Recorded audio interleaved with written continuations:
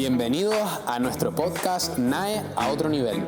Hoy en nuestra programación tenemos al entrevistador siendo entrevistado. En este caso, Marcos Herrera. Empezamos. Venga, arrancamos. La mayoría te conocerá, Marcos, pero preséntate. Bueno, pues más o menos me conocen y estoy colaborando aquí desde hace bastante tiempo en el NAE Fit, el gimnasio que tenemos aquí en Nico de los Vinos en Tenerife. Y bueno, como esto va a estar un poquito enfocado al mundillo también del culturismo y ha sido reciente la celebración del Iron Canary Fest, pues en esa faceta he sido culturista toda mi vida, soy preparador, soy entrenador y me dedico ahora pues básicamente a asesorar deportivamente a todo tipo de clientela, no solo competidores, sino también a personas, digamos, de diario. Creo que con esta presentación espectacular ha sido suficiente y antes que nada te quería dar las gracias por estar aquí presente hoy en nuestro primer podcast y sobre todo a alguien como tú que lleva aquí desde los inicios y apoyando siempre desde el día 1. Entonces, empezamos ya con alguna preguntita. Venga, vamos allá, que es lo que la gente quiere escuchar.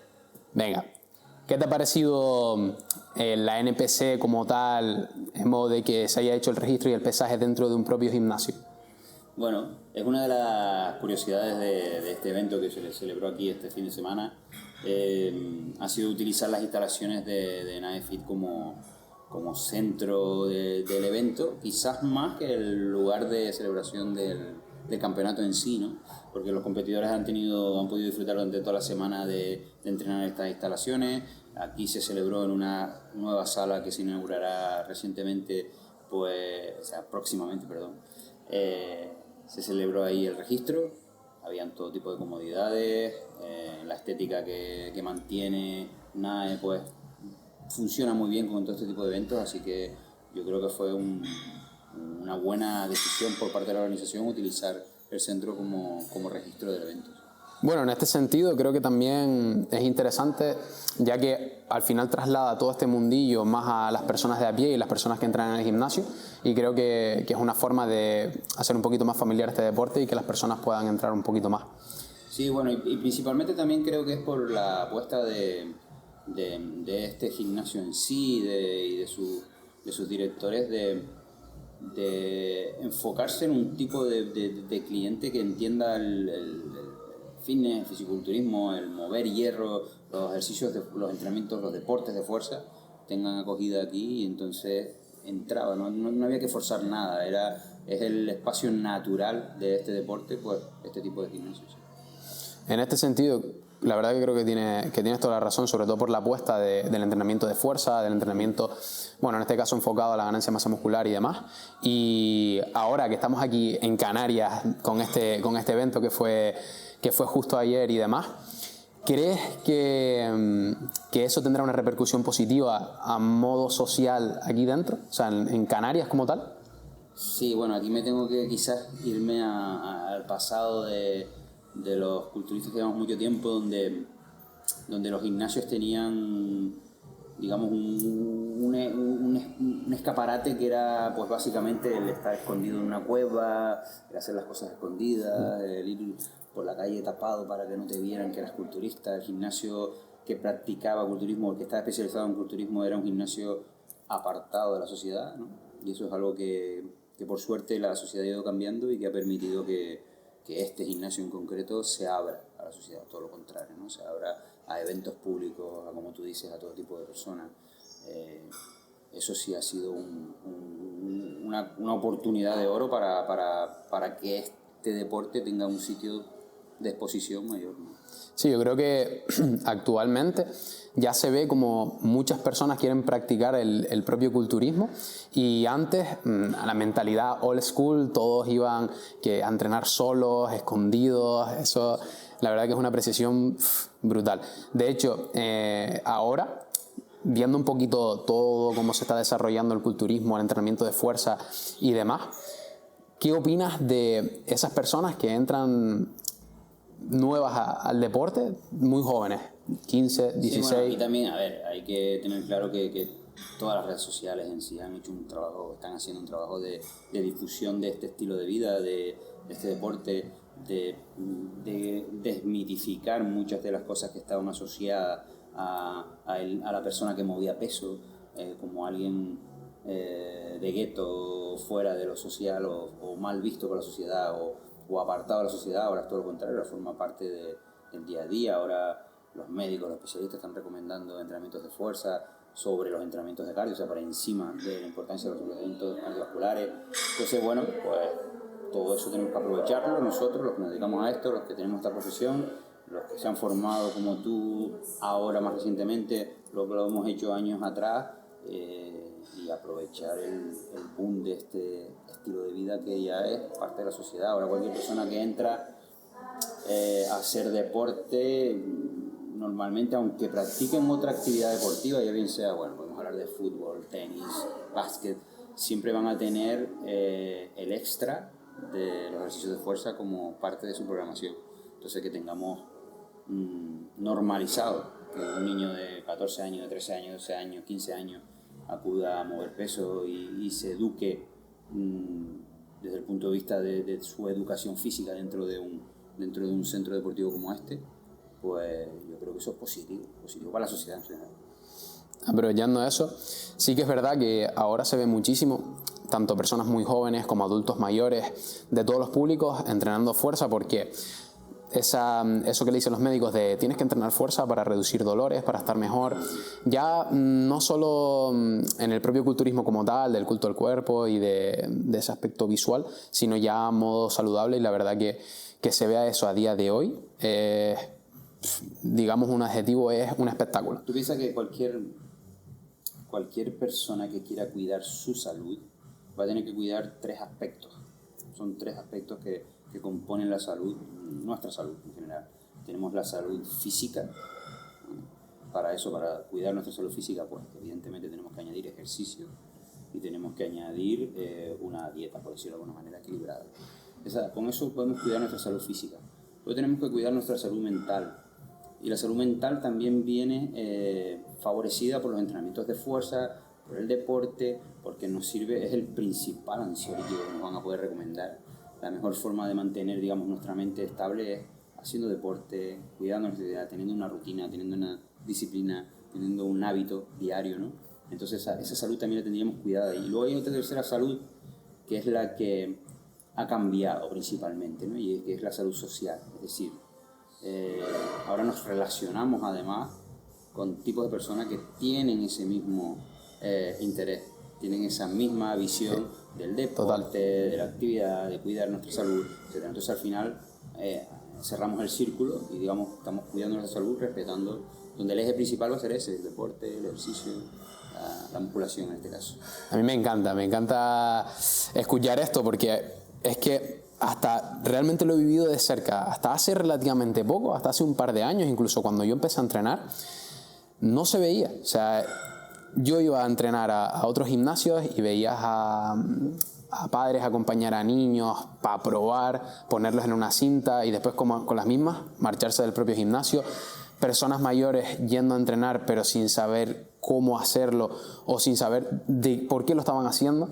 Y todo eso que comentas de los tres tipos de salud, ¿no? La salud física, salud mental, esos tres pilares, ahora se están viendo mucho y las personas se están formando para poder trabajar en ello y para poder tener ese trabajo integral entre profesionales, tanto psicólogos, nutricionistas, entrenadores, y es algo que creo que le está dando una calidad tremenda a este mundo. Y si lo traspolamos un poquito al mundo del culturismo, se ve directamente a pie de calle. O sea, en este sentido, sí que te podría lanzar una pregunta, y es, hablando de este trabajo multidisciplinar, ¿qué opinas de que una persona, llamámoslo aquí, en este caso, imagínate tú, esté entrenando, tenga su nutricionista, tenga su propio psicólogo, tenga su entrenador, que los tres trabajen conjuntamente? Entiendo que también tendrá un fisio por ahí un poquito cuidando ese punto para poder entrenar de manera pues en la que puedas evitar lesiones o prevenirlas.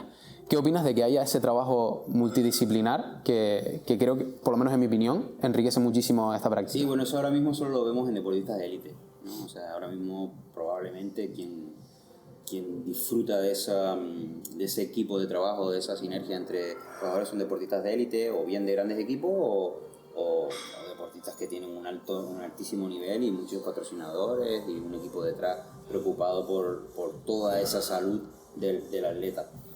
Pero la idea es que eso esté al alcance de cualquiera, ¿vale? O sea, yo creo que el futuro de este tipo de centros es conseguir eso, es conseguir que cada persona que entra a ser asesorado deportivamente tenga no solo el punto de vista de un solo especialista, sino de varios, de un equipo. Porque ahora mismo estamos en un punto donde yo muchas veces lo repito en mis redes, que cometemos el error de algunos, que se le exige a un entrenador cubrir todas esas facetas, ¿no?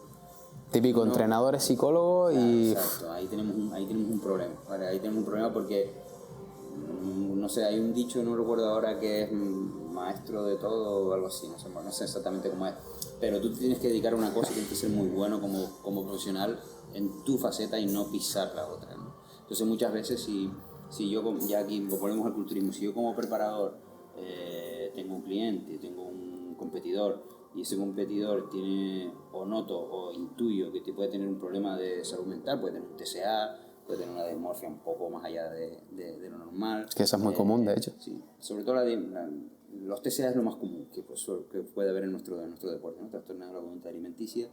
Y pues yo no estoy capacitado como preparador para tratar eso, ¿vale? Yo puedo quizás intuir que puedes tener un problema, pero lo que te voy a recomendar, o le voy a recomendar a ese momento a ese competidor, es que se ponga en manos de un psicólogo especialista en esa materia, ¿no? A mí me pasará con una lesión deportiva, son cosas a las que hay que intentar derivar, incluso hasta un problema médico. Es decir, si la actividad física o el tipo de preparación que estás llevando, estás corriendo un riesgo médico, yo no soy médico para tratar eso. Tendrás que estar monitorizado también por un médico, y si no, no entres un poco en este mundo. A ver, a correr riesgos, ¿no? Eso habla mucho de ti, como persona y como preparador, ya que, pues bueno, en este sentido tú te especializas en algo, tú ayudas a esa persona a conseguir ese objetivo, pues en este caso de manera física, entrenamiento y demás, y ya luego si pasa cualquier cosa o si tú detectas algún problema, pues oye, tú lo derivas a alguien que tú consideras que está capacitado para poder ayudar, o sea... Exacto. Y eso, ojalá se hiciera siempre, ¿eh? Ojalá. Claro, pero es que tu responsabilidad como entrenador o como preparador llega hasta un punto. Claro. ¿Sabes? A partir de ahí no puedes seguir asumiendo responsabilidades donde no te corresponden. Y ahora aquí, ya que estamos en el apartado saludable, científico y demás, me gustaría lanzar dos preguntas. La primera de ellas sería, ¿qué diferencias ves entre el culturismo old school y el culturismo new school? A modo de entrenamiento, bueno, aquí lo podemos dividir en diferentes puntos. Empecemos con el apartado de entrenamiento, ya que estamos con la parte un poquito más científico-teórica y demás y eso. Bueno, básicamente la clave o la distinción es la misma. Ya bien estemos hablando de entrenamiento o de nutrición o de suplementación deportiva. Y es la incursión de la ciencia, de la evidencia científica. O sea, es decir, aunque suene... no sé, puede sonar cuando estamos escuchando las redes, la evidencia científica dice, en este estudio pone, que puede sonar rembombante, puede sonar, pero es que es una herramienta fundamental, o sea, porque yo, por ejemplo, tengo la sensación, ahora, a esta altura, porque antes la old school básicamente se basa en conocimientos empíricos, es decir... Sensaciones. Sí, en que antecesores a mí hacían esto y se pusieron fuertes, pues yo voy a hacer eso para ponerme fuerte. ¿Qué lo está demostrando? No lo demuestra nadie, no lo demuestra en una ciencia, lo demuestra que mi antecesor lo hizo y le funcionó. Que tu entrenador estaba fuerte, pues claro. Si mi entrenador está fuerte, yo hago lo que él dice y ya está. No se contemplan pues escenarios distintos en que tu genética es distinta, tu alimentación es distinta, todo eso no se contempla, se contempla en que el anterior a ti estaba fuerte, pues yo hago lo mismo que hacía eso. Eso es la old school, ¿vale? Y no solo eso, otra de las cosas que ha caracterizado también a la old school es más era mejor. Es una de las cosas que ha costado. No mejor es mejor. Para la old school siempre más es mejor. El entreno todos los días. ¿Cómo voy a aumentar? Si entrenando 4 días estoy fuerte, pues entrenando 6 voy a estar más fuerte, ¿vale? Y si comiendo 3.000 calorías va bien, pues si me como 6.000 calorías, pues probablemente voy a crecer más. Que realmente si lo piensas, si te paras a pensar y te pones un poquito en la piel de ellos, es un poco lógico. O sea, tú dices, oye, si yo entreno más, voy a tener más capacidades y tal, pero claro, en ese entonces no pensabas en esos procesos de recuperación, no pensabas en, oye, al igual sí que me estoy pasando y por este motivo no estoy mejorando todo lo que debería. Y probablemente también se contemplaba el descanso. Porque los principios, por ejemplo, los principios Wilder, que no tienen ningún tipo de evidencia científica en sí, sino que se basaba en eso, en estudiar de algún modo el comportamiento de la gente que ya estaba fuerte, es lo que hizo a Wilder famoso. Es decir, un principio de prioridad. ¿Qué era el principio de prioridad? El principio de prioridad era que un tío que estaba fuerte y que le fallaban las piernas, pues los lunes, después de haber descansado, haber comido, pues entrenaba piernas. Eso era instintivo, ¿vale? Era una decisión instintiva del deportista en sí. Es decir, yo estoy fuerte, voy a entrenar lo que tengo rezagado, ¿no? Entonces, bueno, Wilder le puso nombre. Este es el principio de prioridad para el entrenamiento. Y eso lo hizo fijándose un poco en cómo entrenaba. O sea, resulta que los deportistas, cuando estaban en una época donde querían definición, reducían los tiempos de descanso, aumentaban la duración del entrenamiento, abusaban los tiempos de tensión. Bueno, voy a coger todo eso y lo agrupo. En un principio lo llamamos super serie o lo llamamos reducción de tiempos, ¿no? O sea, es decir, al final la ciencia se ha encargado de demostrar eso con estudios ya bien hechos y bien dados. Evidentemente, entonces me parece lógico que la New School ahora pues utilice esos estudios básicamente para no perder el tiempo. Sí, aquí... O sea, es para aprovechar y para optimizar el tiempo de entrenamiento. Antes se perdía mucho tiempo porque era, yo voy a probar esto, voy a entrenar como entrenaba Arnold. Y cuando llevabas un año entrenando como entrenaba Arnold, decías, a mí no me funciona.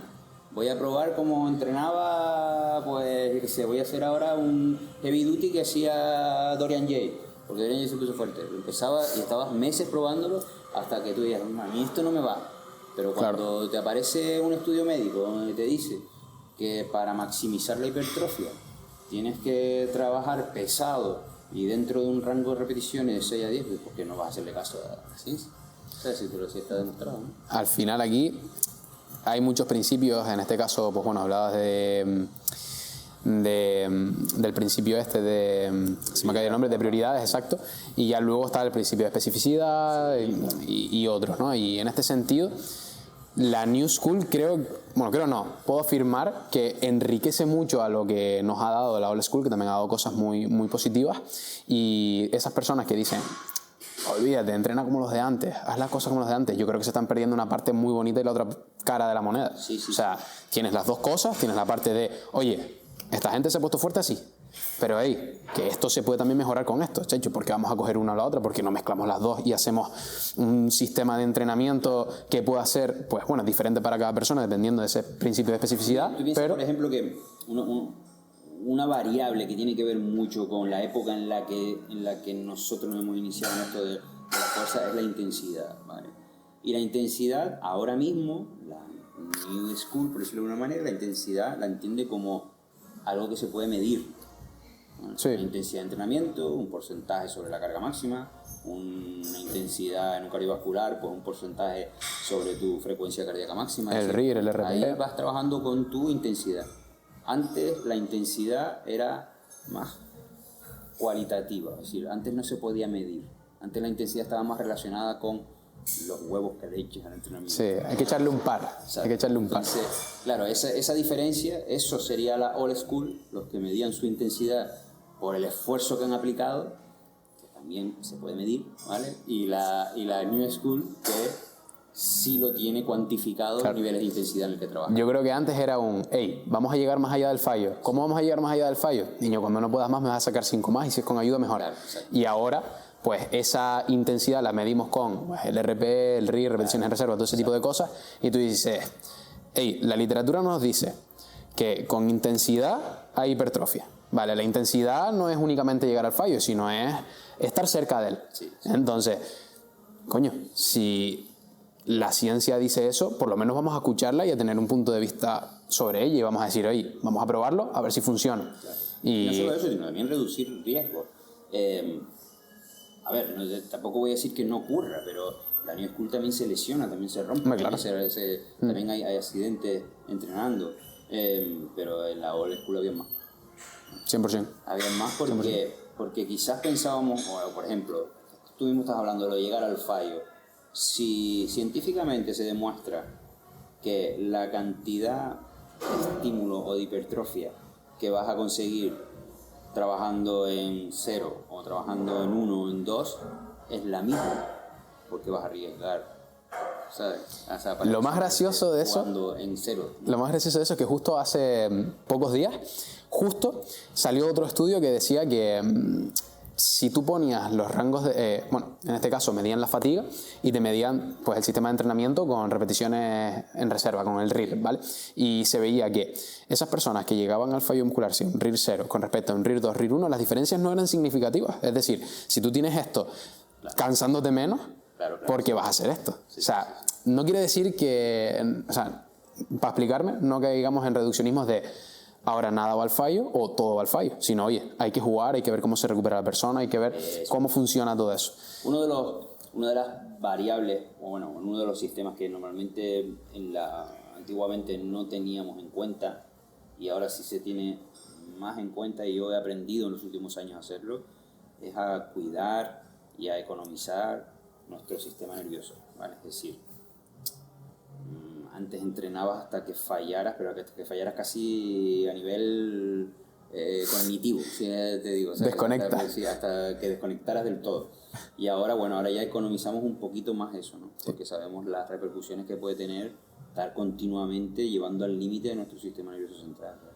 Corrígeme si me equivoco, pero en este caso, y sobre todo enfocado a la hipertrofia muscular, a la ganancia de masa muscular, una frase que es clave es entrena más y mejor. Si tú entrenas más y mejor, quiere decir que te estás recuperando bien. Ahora, si tú no entrenas más, será porque no te recuperas bien y necesitas entrenar menos. Entonces, creo que con eso un poquito podemos resumir todo lo que hemos hablado. Y ahora que ya estábamos justo aquí, quería preguntarte, ¿el culturismo es salud? El culturismo yo considero que sí es salud, ¿vale? Lo que pasa es que, ¿a qué nivel? Yo te respondería siempre, ¿a qué nivel? Como todo en la vida, el exceso es malo. Entonces, el culturismo cuando se lleva a un extremo, deja de ser saludable. Igual que cualquier otro deporte, yo considero que hay muchísimos deportes que a nivel élite no puede considerarse que es saludable. La base sí, el eje, las raíces de ese deporte sí. Sí considero que salud. ¿Por qué? Pues porque respetamos, hacemos ejercicio, cuidamos la alimentación, tenemos en cuenta nuestro descanso, llevamos hábitos higiénicos, porque una persona que entrena ese deporte se mantiene limpio en sí. Es algo inevitable, porque encima llevamos control de salud, porque como queremos, desde el momento que veamos que no entrenamos bien, ya algo no va bien, vamos a cuidarlo, vamos a prevenirlo, vamos a ver si estamos bien, vamos a revisarnos, y en esa base estamos así. Lo que ocurre es que cuando ya ponemos por delante llevar nuestro cuerpo a una superación extra, o sea, llevar nuestro cuerpo a un límite para que ese límite, una vez sobrepasado, pues genere en nosotros, ¿no? ese proceso de ganancia de habilidades que no teníamos, ahí ya estamos haciendo sufrir un poquito el cuerpo, y entonces ahí dejamos un poquito de alejarnos de la salud en sí. Ahí estarían los extremos. Sí. Los extremos. En este sentido, y hablando, en este sentido, me repito mucho esa muletilla, pero es que así aprovechamos y lo hilamos todo bien. En el mundo del culturismo, ¿qué te parece esa vertiente de culturismo natural? En este caso, por ejemplo, la NPC, que tiene su propia categoría. El culturismo natural ha pegado muy duro, y es algo que yo me alegro, evidentemente. Que no me sorprende, pero sí me hace sonreír, ¿vale? Sí. Porque considero que se está demostrando, con grandes culturistas naturales, muchas de las cualidades que de algún modo tiene este deporte, ¿no? Yo durante toda mi vida siempre he sido defensor de que en el culturismo o en cualquier deporte hay que trabajar a favor de tu genética, nunca en contra, ¿vale? Y existe esa muletilla de muchos practicantes de este deporte de todo lo contrario, ¿no? De, mira, yo con la mierda de genética que tengo, el cuerpo que he conseguido sacar, ¿no? Eso no ocurre en ningún otro deporte. En ningún otro deporte ocurre eso, sino, o por lo menos yo solo lo he visto en el culturismo, que es lo de ir en contra de tu genética. En cualquier deporte hay que aceptar las limitaciones en las que están marcados. Y el culturismo natural ha demostrado que cuando tu genética se asocia a un buen sistema de entrenamiento, a algo muy bien estudiado, hay progreso y se puede sacar un físico bastante potente, ¿vale? Y por ahí hay físicos realmente espectaculares. Cierto que han nacido con la varita mágica, sí. y no todos lo tienen, pero cuando alguien se queja de eso, pues yo respondo, mira, mido 1,66 y me encanta el básquet, pero la NBA está muy lejos. Lo llevaba crudo, ¿vale? Para dedicarme a eso. ¿Qué hago? ¿Pelearme? Y decir que tal, voy a luchar porque quiero medir 2 metros para poder ser un gran jugador. No, es lo que te tocó, acéptalo. Pues en el culturismo debería ser así. ¿Hay físicos genéticos bestiales? Sí. ¿Se puede llegar a esos límites naturales? A esos niveles naturales? Se puede llegar. Pero tienes que tener una genética que te acompañe. Y si no, pues simplemente acepta que no vas a llegar a ese nivel. Está claro que la genética es un factor indispensable en este deporte. Pero me gusta el culturismo natural en ese sentido, o sea, vertiente del culturismo natural, el intentar ver esos físicos, el que la gente crea que puede llegar, ¿sabes?, de manera natural. Eso es lo que está generando más afición a este deporte que nunca. Es realmente lo que me gusta. O sea, aquí vemos claro que, oye, para ser campeón del mundo tienes que tener un buen sistema de entrenamiento. Si no tienes un buen sistema de entrenamiento, a no ser que seas el dios de la genética, no vas a llegar. Tienes que tener todo bien optimizado y, por supuesto, la genética. La genética tiene que estar. Pero si hay algo que realmente me gusta de este deporte es que lo cabezón que eres. O sea, tienes una mala genética, o tú eres consciente que tienes una mala genética, pero oye, vas a hacer todo lo posible, vas a hacer todo lo constante que puedas, todo lo disciplinado, vas a disfrutar del proceso, vas a intentar buscar a esas personas que te guíen en el proceso para superar tu físico. Y esas personas que ahora mismo pueden estar viendo este podcast y digan, hey, tengo una genética terrible, pero me gusta el culturismo, yo animo a que tiren para adelante, porque con mucho trabajo, y eso sí que es verdad, el trabajo no se lo va a quitar ni Dios, o sea, eso lo va a estar. Y lo bueno de este estilo de vida, de este deporte, es que tu cuerpo va a evolucionar. Es que es eso. Va a evolucionar. Es que es eso. Y esa evolución es llevar tu cuerpo a unos puntos que a lo mejor no creías que hubieras llegado. Mira, yo sí. Ahora bien, no vamos a mentir a nadie. O sea, no puedes pretender pensar que si, vamos a poner nombres, que si Kevin Hernández tiene un físico natural imponente que puede ser campeón del mundo de una modalidad, tú lo vayas a hacer. Claro. Hay que ser realista. Como él. Es verdad. No puedes ser como exacto. él. Es que, ¿qué pasa también? Ahora, que puedes conseguir tu mejor versión, claro que sí. Que puedes ir un poco más allá todavía donde tú creas que no puedes llegar, claro que puedes llegar más allá. Lo bueno aquí es que hay una frase cliché de redes sociales y demás de que el trabajo duro gana el talento. Aquí yo creo que hay un depende muy grande, o sea, me refiero, porque cuando se junta talento y trabajo duro, claro, la lías. Ahora bien, niño, si la persona que tiene talento no es trabajo duro, tampoco se va para donde todos sabemos. Y en este sentido, hablando de Kevin Hernández, que, bueno, muchas personas pues no se creen que sea natural, yo me lo creo 100%. Esa estructura, cómo se le ve, si lo ves en persona, encima no es una persona que tenga un peso demasiado grande, es una persona bajita, tiene esa hiperlordosis que hace que se acentúe un poquito más esa cadera fina, estrecha.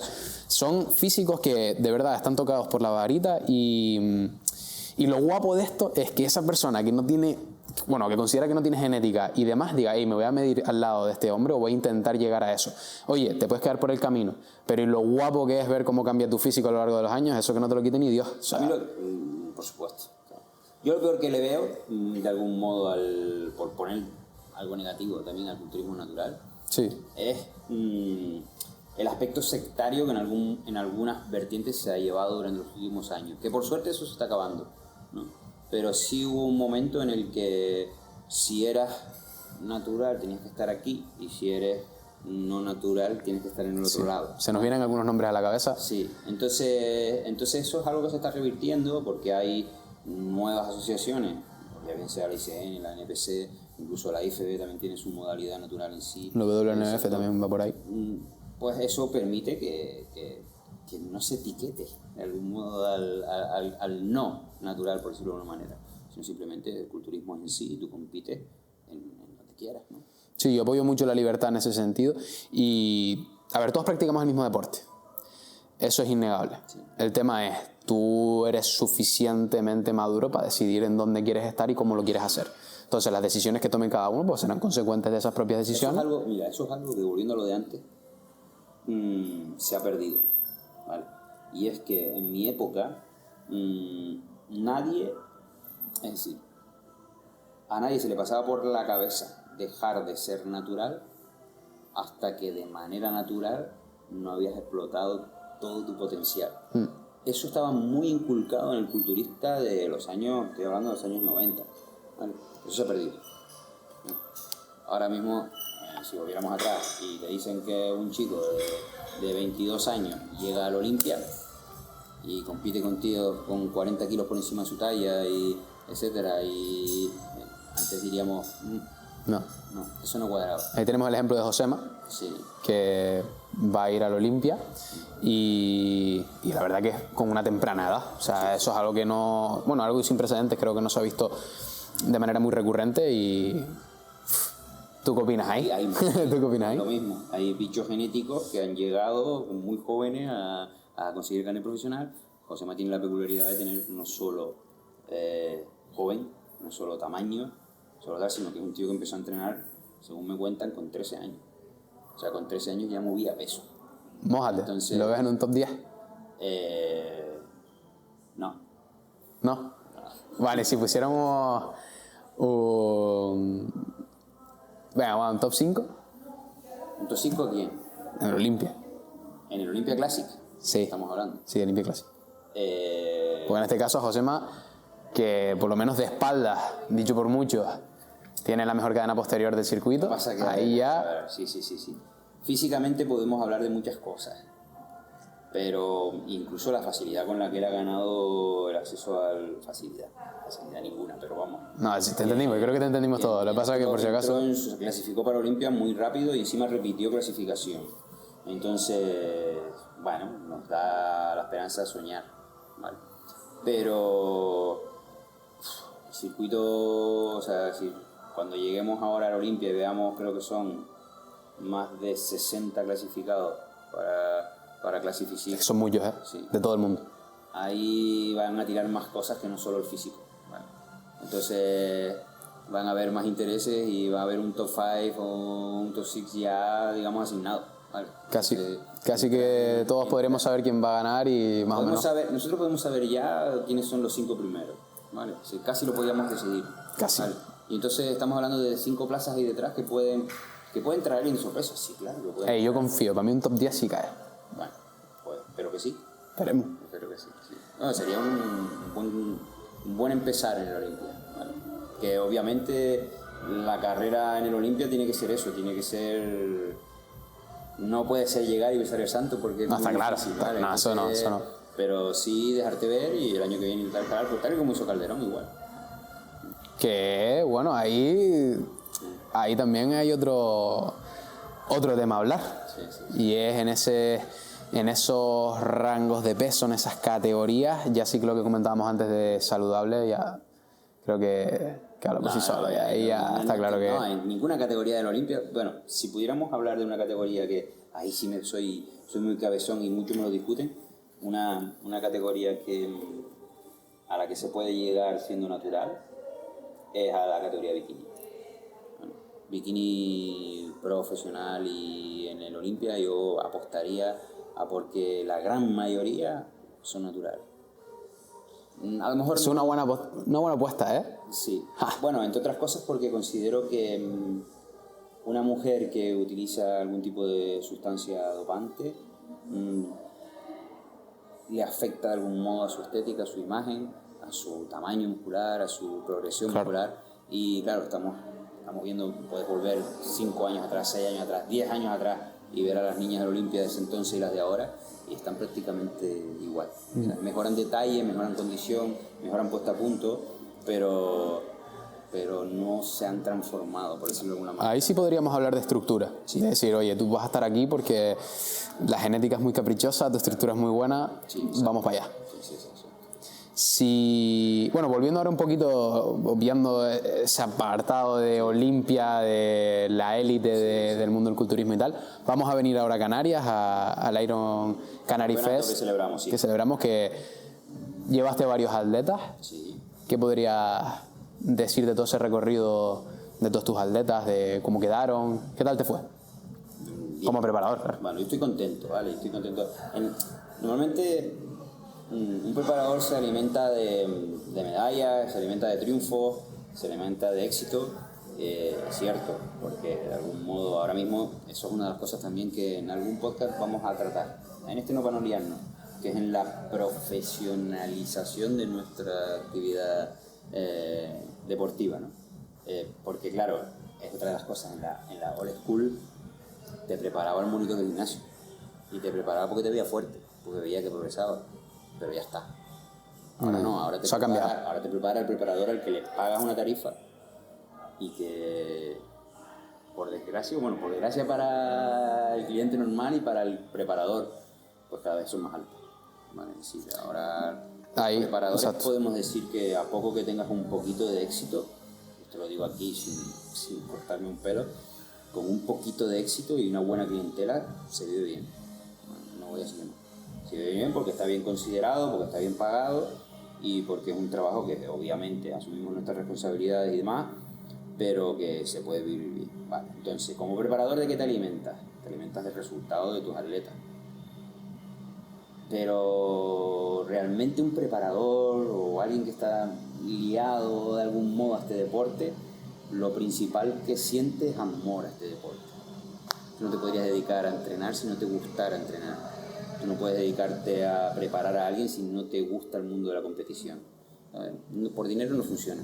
¿Sabes? Funciona porque te gusta, por pasión. Sí, totalmente luego te da dinero, pues estupendo. Entonces yo en ese aspecto estoy orgulloso principalmente de que mis competidores se sientan que han hecho las cosas bien. Cuando esto se trata de competición y se trata de que todos quieren ganar, pero también hay que ser consciente de que solo gana uno. Todos los demás son perdedores. O sea, desde el segundo para atrás todos son perdedores. Entonces es más fácil aprender a ser perdedor que a ser ganador. ¿Vale? Pero yo tengo un lema, ¿no?, en mis camisas que se hizo, o sea, lo he difundido mucho, que es que todo lo demás se oxida. Porque claro, esa medalla que a mí como preparador me da éxito, realmente es algo que se oxida. O sea, a mí lo que me interesa es que ese competidor que ha salido en mi nombre a competir haya tenido una experiencia estupenda. He disfrutado. Y positiva. ¿Vale? He disfrutado, que sea el primero, que sea el segundo, o lo que sea, pues no es tan relevante, sino que a la larga, los años, con el paso del tiempo, recuerde con cariño esa experiencia que tuvo, ¿no? Que ojalá encima, además yo soy partidario de un culturismo longevo, por lo tanto a mí me gustaría que quien entre aquí se quede con ganas de volver, no se quede con la sensación de yo no voy más. Dice, esto no es lo mío. Eso a mí no me compensa. Mucha gente me habla, por ejemplo, de las chicas, vamos a hablar del campeonato, ¿no? Las chicas de ayer, pues Marta, Dafne y Federica, que compitieron en bikini, pues muchos dicen, me preguntan por ellos y les digo, bueno, sí, vale, bien, estoy contento, su aspecto fue muy bueno, pero no están al 100% todavía. Entonces me dicen, ¿y cómo sacas a alguien a competir que no esté al 100%? Porque yo considero que al 100% no vas a estar hasta que no llegues a tu prime. ¿Cuándo va a ser tu prime? ¿Antes de competir? No. Será cuando lleves 2, 3, 4, 5 competiciones encima. Ahí es cuando te vas acercando a tu mejor momento. Entonces, esa es mi idea. Que ellas salieron bien, claro que salieron bien. Que ganó Marta el absoluto y es la mejor en el NPC ahora. Oye, pues bajo mi criterio, estará mejor en el próximo campeonato. Y en el próximo estará mejor, o sea, ese es el objetivo. Y ahí a la evolución del culturismo que hablamos antes. Ese en cuanto a las chicas. En cuanto a los chicos, pues hay un rumor que han extendido muchos preparadores aquí en Canarias, que sinceramente no sé en qué se basan, sobre mí. Y es como que yo no consigo que mis competidores tengan una buena condición en competición. Y no sé, ayer los 3 competidores masculinos que saqué tenían probablemente la mejor condición de todo el campeonato. ¿Que fallaban en otras cosas? Sí, pero en la condición no. ¿Vale? Es decir, ayer por lo menos ni Alejandro, ni Michael, ni Daniel tenían mala condición. Estaban perfectos. Siempre se puede mejorar, pero yo a ellos 3 por lo menos los vi rajados. Claro. Es otra cosa, ¿no? Pero yo creo que eso es Tenían la innegable. condición perfecta para competir. Ahora bien, que dentro del culturismo se puntúe una cosa y ellos como competidores no hayan encajado todavía en lo que se puntúa, bueno, pero eso no importa, ¿sabes? O sea, Claro, ahí está también. eso me demuestra a mí como preparador, y me siento orgulloso de que para que ellos alcanzaran esa condición que me daron, han cumplido con lo que yo les he propuesto. Sí, a ver, Nada peor que un competidor te diga, no, tú me has propuesto esto y yo estoy haciendo otra cosa. Bueno, entonces, ¿para qué me contratas? Sí, eso es verdad. Ahí tú hiciste un buen trabajo, dijiste vamos a llegar a la mejor condición que podríamos tener, vamos a tener el mejor físico, la mejor puesta en escena que podamos, y ya luego, cuando termine el campeonato, algo muy importante es el feedback de los jueces y saber, oye, ¿qué tengo que hacer para mejorar mi físico? Porque de nada te vale, por ejemplo, en este caso, hablando de Marta, que ganó, vale, tú ganaste aquí, pero fuera no. Entonces, ¿qué dicen los jueces? ¿Dónde podemos mejorar? ¿Qué podemos hacer? Pues bueno, ahí ya ellos te dirán. Hoy precisamente hablaba con Marta, ¿no? Y hablábamos de eso, ¿no? Y bueno, hablando un poco del campeonato de ayer y lo que va a tocar ahora. ¿De qué ha servido que Marta ayer ganara? ¿Ahora es la mejor del mundo? Obviamente no, porque hace una semana quedó quinta en natural.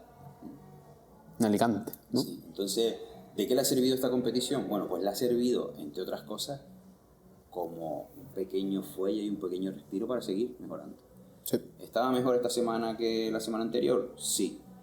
¿Va a estar mejor ahora que lo que va a estar la semana que viene? No, la próxima semana va a estar mejor. Pero por lo menos hoy ha conseguido un pequeño fuelle de estímulo para decir, venga, ahora vuelvo a forzarme otra vez. Porque a veces pensamos que el que gana una competición lo que hace es sentarse y relajarse. O sea, ya. Bueno, hay muchos que con el ego que llevan. Sí, en la primera competición sí. Yo nunca me gustaría preparar a alguien y que en la primera competición ganara. No quiere decir que voy a intentar que no gane, ¿no? No, te entendí. Me refiero a que a veces un competidor que en la primera competición no gana va a tener un progreso más estable a partir de ahí. Porque se ha dado un golpe, entonces necesita... Claro, en cierta manera es como si tuviera como si le hicieran ver que puede tener una carrera más longeva. Exacto. Sin embargo, si ganas, al igual dices, hey, ya yo soy el mejor, aquí me quedo. Ya me quedo. Y te desinfla. Como juez internacional que has sido, ¿qué puntos, si quieres hablar de esto, sí. qué puntos consideras más importantes en cada categoría? Vamos a poner 3 categorías. En este caso vamos a hablar de tu equipo, ¿vale? Vamos a hablar de bikini, vamos a hablar de Classic y de culturismo. En cualquier categoría, el conjunto tiene que ser total. Y hay una diferencia muy grande, y ahora sí hablo de siglas también, entre qué se busca en NPC y qué se busca en IFBB. Vale, hay una diferencia abismal. En IFBB se buscan unas líneas que tú puedes falsear. O sea, tú puedes engañar en IFBB. En IFBB puedes ganar campeonatos sin estar en un conjunto completo. Simplemente con una forma de posar, una estrategia a la hora de competir, todo eso se puede hacer en IFBB. En NPC no, en NPC es muy...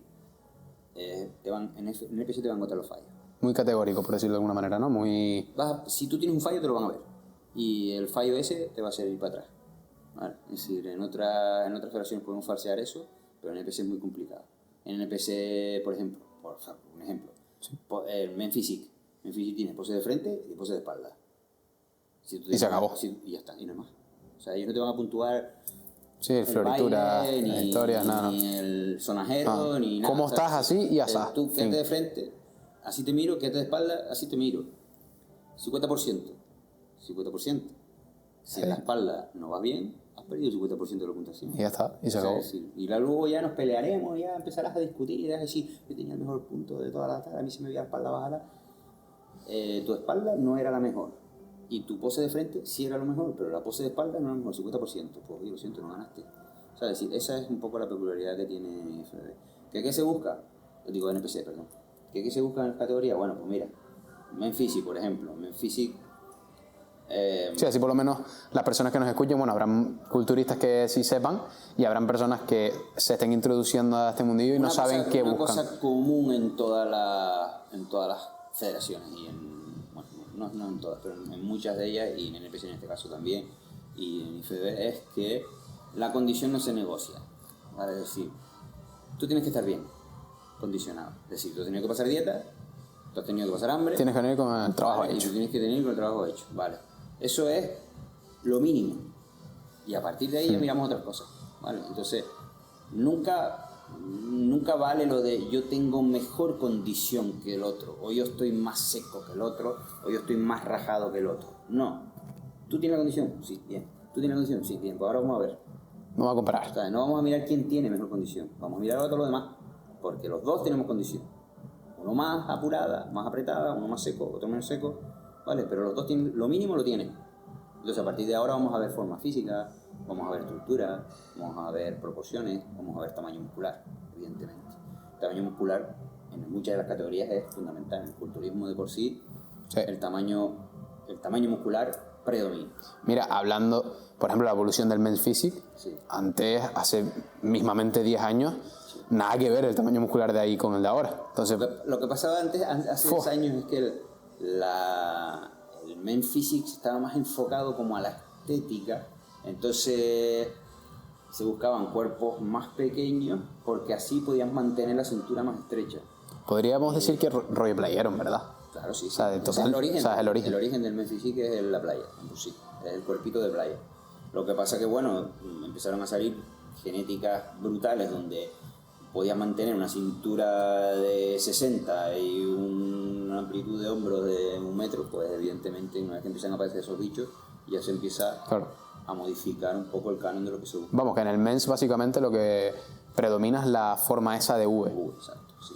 Y por suerte en el NPC ahora empiezan a buscar no solo la V, sino también la X, que tienen otras modalidades. Un poquito entrenar la pierna. Ya la pierna empieza a llamar mucho la atención. Hay que entrenarla. Si no hay piernas, ya en el NPC lo tienes crudo, ¿no? Porque encima ya empezamos a usar bermudas más cortas, elásticas, donde se da la curva, donde ya asome separación muscular en la pierna. Eso se empieza ya a valorar. Estos son detalles que tú puedes contar 100% porque al final... Sí, se ve.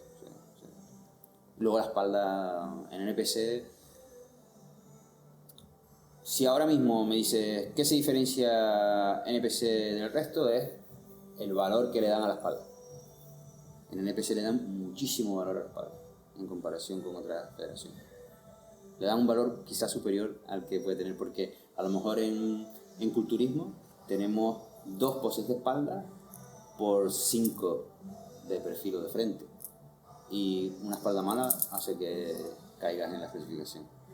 Entonces, diríamos que la cadena posterior a día de hoy es, vamos, indispensable, ¿no? Lo siguiente. Es fundamental para un buen culturista.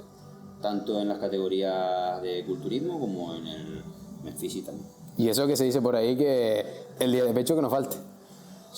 Pero luego ya el resto... Un clásico ya... Pechito los lunes. Sí. Bueno, ¿y el resto de categorías?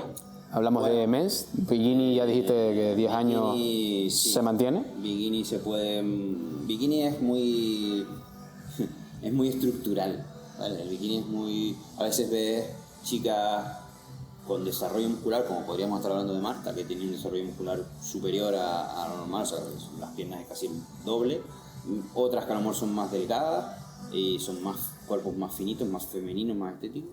Y se compara, y aún así puedes hacer comparaciones con nosotros físicos porque estás buscando un conjunto, una estética, una elegancia, una forma de posar. En el bikini puntúa muchísimo la puesta en escena, ¿vale? Entonces eso es también bastante importante. Vale. Por eso cuidan tanto que si el bikini, que si el maquillaje que me pongo, que eso en otras categorías evidentemente no se tiene tan en cuenta, ¿no?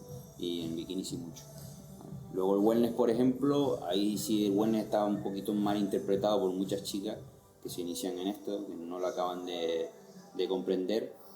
El wellness no es una bikini fuerte, no es una bikini más fuerte. Que eso se dice, eso se dice mucho. Ni tampoco es una bikini más gorda, tampoco, ¿vale? Y también lo vemos en las competiciones, ¿vale? El wellness es un físico de mujer muy latino, para eso se creó el wellness, para darle cabida a todas esas chicas que les encanta entrenar el tren inferior, que solo quieren desarrollar su tren inferior y que cuando las ves los ojos se van al desarrollo que tienen en cuádriceps, al desarrollo que tienen en el glúteo, al desarrollo que tienen en femoral, es decir, claro, su tren inferior está mucho más desarrollado que el superior. Que no quiere decir que el superior no entrene, sino que simplemente va enfocado todo a No eso. es su eje principal. Exacto, va enfocado a lo otro. Una competidora bikini, una chica que quiere crear su cuerpo bikini, a lo mejor está entrenando el doble de algún modo en cuanto a intensidad, en cuanto a frecuencia, el tren inferior que el tren superior.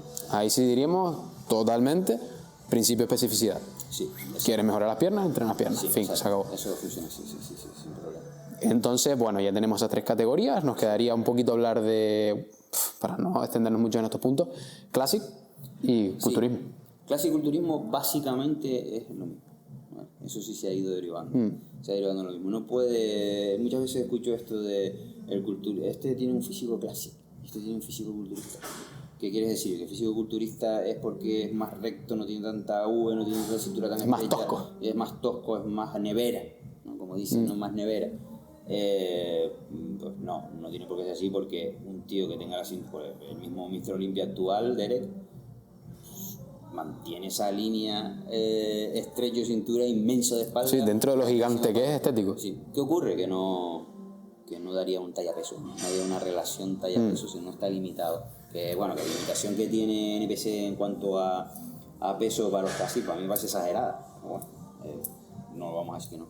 Sí, bueno, pero de todas formas, hablando de Classic y demás, sí que es verdad, o por lo menos desde mi punto de vista, que se ven diferencias. O sea, se ven diferencias en el sentido de que sí que es verdad que un culturista grande, fuerte y demás, pues bueno, algunos podrán mantener la estética o no, pero en un físico clásico, como se suele decir, no te queda otra. Sí. O sea, sí o sí tienes que tener esa X. ¿Tú piensas que incluso hay una pose obligatoria en la modalidad Classic Physique que es tu pose clásica favorita? Claro. O sea, es decir, y esa puntúa, una pose que se hace, ¿no? O sea, tienes que buscar una pose que estéticamente sea bonita, distinta a las demás, pero bonita. Bueno, pues yo creo que con esto por lo menos hemos terminado la parte de culturistas y de puntos de categorías. Sí. Y quería lanzarte la pregunta de cómo ves, bueno, primero que nada, la afluencia que ha tenido la NPC aquí en ICO. Sí, eso sí es sorprendente. Bueno, sorprendente, vamos a ver, sí, era algo que veíamos venir, ¿no? O sea, ahí la gente probablemente de tu generación, claro, si yo te digo, hace 7 años esto era distinto, no hay tus vueltas atrás, que señor, hace 7 años yo no sabía ni lo que era esto. Bueno, es decir, hay chicos, ahora con un chico que está compitiendo con 23 años, estamos hablando que hace 7 años tenían 15. No pueden saber lo que pasaba Claro. Yo en este caso, como tengo un poco más de años que eso, pues sí he visto esa evolución, pero antes solo existía IFBB como gran potencia mundial, ¿no? Y de la IFBB se accedía a la IFBB Pro League, ¿no? Entonces hubo un problema que ya, si quieres lo contamos en otro momento, que hubo en 2017, que hubo un cisma ahí, político y con intereses comerciales de por medio, y se dividieron, ¿no? Entonces la NPC, obviamente, aunque IFBB fuera más fuerte, digamos, en la base de este deporte, o sea, en competiciones pues, homólogos regionales, provinciales, incluso nacionales, la única vía que hay ahora mismo para llegar al Olimpia, que es la cumbre del culturismo mundial, es la NPC. ¿Vale? Entonces la NPC empezó, en España la trajo Emilio Martínez, empezaron sus promociones a crear eventos, al principio poco a poco, principios regionales, luego pues ya empezó con los Pro Qualifiers y empezó incluso a traer pruebas profesionales a España, ¿no? Entonces, bueno, eso ha creado una afición tan grande que ahora mismo yo creo que tú no serías capaz de decirme un exponente de la IFB. No. Probablemente no sabrías decir. La verdad que no. Y sin embargo... Pero en el cambio de NPC estamos hartos de ver en las redes a todos los que compiten en NPC, ¿no? Entonces está muy ligado a eso, al poder mediático. Pues aquí, bueno, era cuestión de tiempo. El año pasado se hizo el primer NPC en Canarias.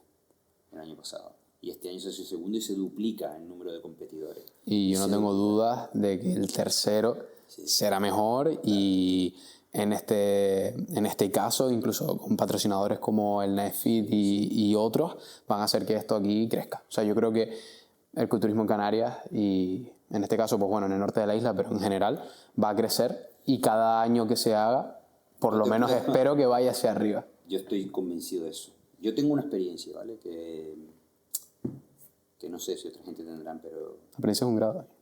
En 2009, en Canarias, habían 29 competidores anuales. Y no llegaban a 30 licencias. No habían 30 competidores en toda Canarias. Si lo ves así ahora es una locura, ¿eh? Si lo ves así, porque aquí ¿cuántos había? Yo ahí cogí la rienda de la Federación Canaria. Y bueno, ahora porque estamos más divididos, pero más divididos me refiero, hay más campeonatos. Pero antes habían 2 campeonatos al año nada más en Canarias. Estoy hablando en general. Y cuando yo dejé la federación en 2016, fue la última vez que fui, o sea, 6 años estuve al frente de la, digamos, de la delegación canaria de la IFBB, pues ya teníamos más de 300 licencias anuales. ¿Vale? Eso era ya un crecimiento abismal del culturismo. Y ahora estamos hablando de que se está iniciando el mismo proceso de la NPC. ¿Con qué diferencia? Pues que en mi época era prácticamente imposible conseguir patrocinadores. Y ahora yo noto marcas potentes. Sí, pero aquí las redes sociales creo que han jugado un papel que... Hay firmas muy potentes apostando por los eventos de NPC. Y eso, claro, eso evidentemente, y más con la estructura, digamos, empresarial que tiene NPC y que IFBB no la tiene de cara al público, ¿vale? Pues eso hace que las empresas se vuelquen y funcionen. Y lo de ayer fue una muestra, ¿no? Sí, un campeonato como el de ayer, con una pantalla aquí en Tenerife, y tener más de 100 competidores, y tener competidores hasta de Kuwait compitiendo en ICO de los vinos, cuidado. Sí. O sea, es que son cosas, Claro, entonces tú dices, bueno, y si este campeonato se vuelve a repetir el año que viene y se genera esas ciertas raíces, ¿no? De que, por ejemplo, en ICO se va a hacer un campeonato de nuevo. Ay, el año pasado se hizo ahí, estuvo estupendo, voy a volver. Aquí yo creo que Emilio flipó, honestamente. O sea, que viera esto aquí en ICO, que viera este gimnasio, que viera todos los patrocinadores unidos para sacar adelante esa competición, y encima la cantidad de atletas, o sea, porque pocos no eran. O sea, no, yo creo que Emilio en ese aspecto estará contento. Hay cosas que arreglar, evidentemente. Siempre hay cosas que mejorar, pero... Tú siempre eres exigente. Pero bueno, quizás aquí lo que nos falle, por poner una pega en esta zona, pero esto solo es un tema de organización, digamos, la capacidad de que también consigamos aglutinar algo más allá de ICO, ¿sabes? Es decir, como que ya no sea solo ICO, sino que dentro de poco podamos también ayudarnos del Cabildo, aunque lo hagamos aquí, pero que ya sea la isla en sí la que se vuelque en este proyecto, que podamos hacer un evento que sea muy identificativo de la zona, que podamos tirar de otros municipios cercanos para el tema del hospedaje, etcétera, todas esas cosas, ¿no? Y que demos eso sería brutal, la calidad que hay en el campeonato, que también lo tengamos alrededor, ¿no?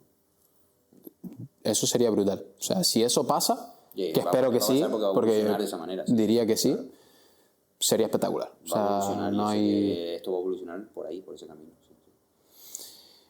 Bueno, creo que hemos tocado muchos puntos. Sí. Yo estoy súper agradecido, puedo hablar en nombre de todos de que hayas estado aquí. Y sí que me gustaría que les dijeras a todas esas personas que nos están escuchando un mensaje desde el punto de la salud, desde el punto del entrenamiento, desde el punto del culturismo, el punto que tú quieras. Tú, Caco, como entrenador, como persona, como culturista, lánzales un mensaje. Bueno, yo siempre me lanzo el mismo mensaje, y es que esta es la vía para tener una longevidad, aquí es un juego de palabras complicado, pero una longevidad joven, ¿no? Había un culturista muy famoso que es muy amigo, era el hermano, por decirlo de alguna manera, de Emilio Martínez, y a mí también fue un referente, y para todos los canarios en sí fue un referente, que era Eusebio Esteban. Eusebio Esteban ha usado su frase, que yo la usé en una de las exhibiciones que hice en Alicante hace algunos años, y la frase era: mi meta es morir joven lo más tarde posible. Entonces esa es un poco la filosofía que tiene el culturismo de por sí, y este estilo de vida, es ser joven hasta que te mueras. Sí. Es decir, es mantener tu cuerpo joven, obviamente en la edad en la que te corresponda, ¿no? Pero lo más joven posible.